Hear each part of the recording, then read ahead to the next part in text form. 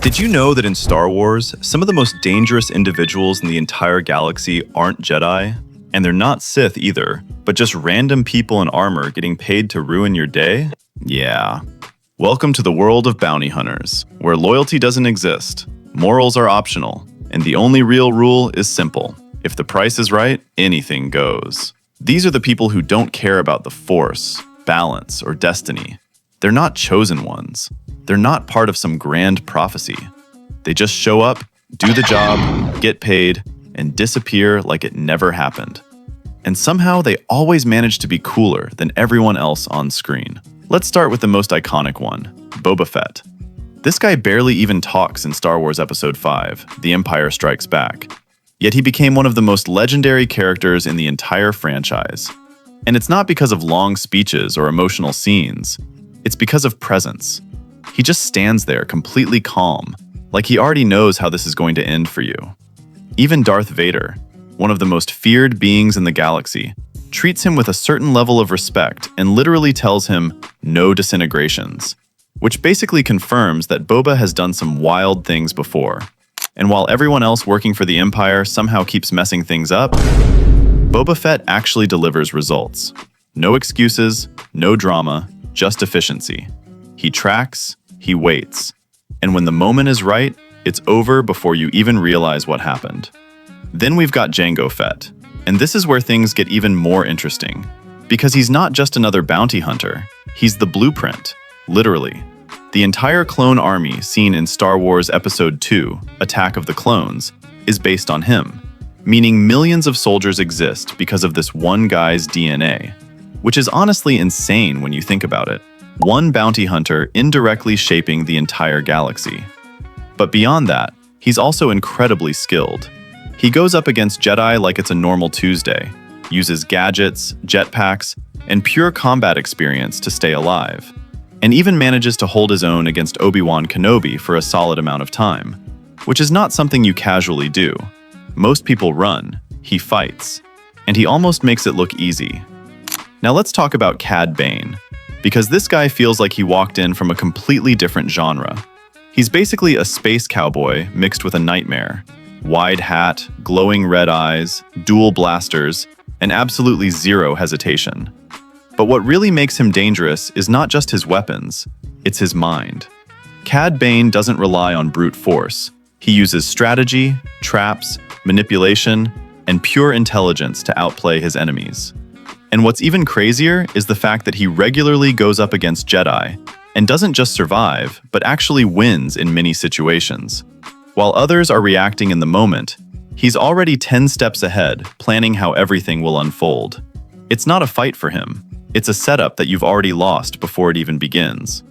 And then there's Bossk. This guy enjoys his job way too much. He's from a reptilian species that can regenerate, which already makes him incredibly hard to take down. But what really stands out is his mindset. Bossk doesn't just hunt targets because he has to. He genuinely enjoys the process, the chase, the tracking, the capture, all of it. It's less of a job and more like entertainment for him. And that's what makes him so dangerous. Because you're not just dealing with someone who wants money, you're dealing with someone who is having fun while hunting you down. And that is a completely different level of terrifying. Now here's the thing about bounty hunters that makes all of this even crazier. They're not a team. There's no loyalty, no code, no we're in this together moment. If anything, they're more likely to betray each other the second a better offer comes in. Trust is basically non-existent. It's a group of highly skilled, highly dangerous individuals who all operate for themselves, competing for the same targets, the same money, and the same reputation. Imagine a room full of people who are all capable of taking down a Jedi, and none of them trust each other. And somehow, despite all of that chaos, they keep getting hired over and over again. Because at the end of the day, no matter how risky they are, no matter how unpredictable they might be, they get results. They don't hesitate, they don't question orders, and they definitely don't care who you are. If someone puts a price on your head and a bounty hunter accepts it, it's already a problem. And the craziest part is, we've only talked about a few of them so far, because the next ones are even more unpredictable, more brutal, and honestly, way harder to survive against. Starting with Dengar. And yeah, at first glance, he looks like someone who lost a fight with a roll of bandages and still refused to go to the hospital. Like, bro is wrapped head to toe and somehow decided, yeah, bounty hunting is still a good idea. But that's exactly what makes him dangerous, because people underestimate him immediately.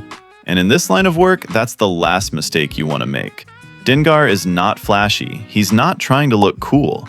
He's experienced, ruthless, and most importantly, consistent, which in a profession where most people don't last very long is actually insane. He survives, he adapts, and he finishes jobs. No unnecessary risks, no dramatic moments, just straight up efficiency. The kind of hunter that doesn't need attention because the results speak for themselves. And that alone puts him above a lot of others who rely on style more than substance. Then you've got IG-88, and this is where things completely shift. Because now you're not dealing with a person anymore, you're dealing with a machine that was literally built to hunt you down. No emotions, no hesitation, no fear, just pure programmed purpose. Imagine trying to escape something that doesn't get tired, doesn't panic, and doesn't make mistakes because every move it makes is calculated, every decision optimized.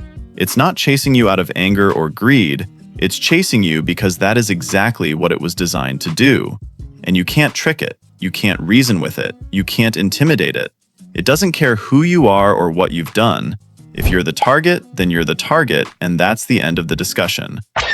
Which honestly makes it one of the most unfair matchups you could possibly have in the entire galaxy.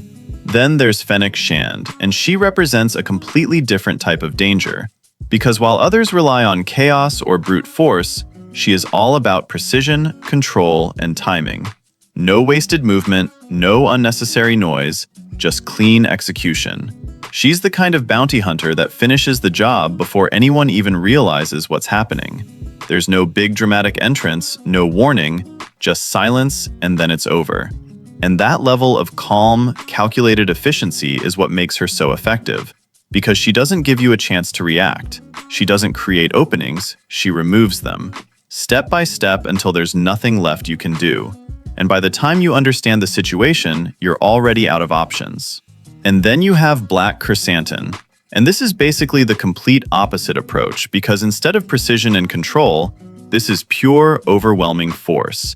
A massive Wookiee who decided that being physically dominant wasn't enough and turned that into a profession. He's brutal, aggressive, and relentless in a way that doesn't give you space to think. Once he's locked onto a target, it turns into a one-sided situation very quickly. Because you're not just dealing with strength, you're dealing with endurance and pure aggression at the same time. He doesn't slow down, he doesn't hesitate, and he definitely doesn't care about collateral damage. It's just forward pressure until the job is done. And that makes him one of the most intimidating presences you could possibly face. When you look at all of them together, that's when it really clicks. Bounty hunters aren't powerful because of the Force. They're powerful because they've turned themselves into something just as dangerous through skill, experience, and pure survival. They've learned how to deal with Jedi, how to counter unpredictability, how to operate in situations where most people wouldn't last more than a few seconds, and they've done it over and over again.